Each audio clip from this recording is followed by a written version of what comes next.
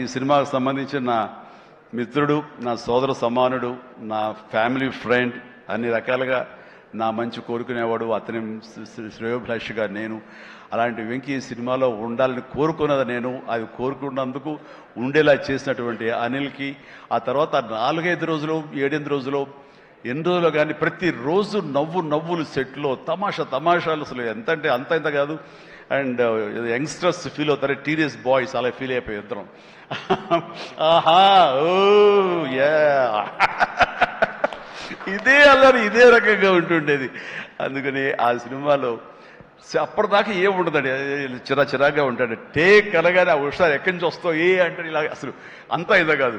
And నా సాంగ్స్కి అతను dance చేయటం, అతని సాంగ్ నేను రిపీట్ చేయటం, ఇలాంటి కాన్సెప్ట్ పెట్టి ఇద్దరి మధ్య బ్యాలెన్స్ చేసి ఎవ్వరికి ఏ అసంతృప్తి లేకుండా చేసి well knitted film with 2 super stars, 2 big stars అన్న కలిసి తన తెలివితేటల్ని ప్రదర్శించుకున్నాడు అనిల్ రియల్గానే.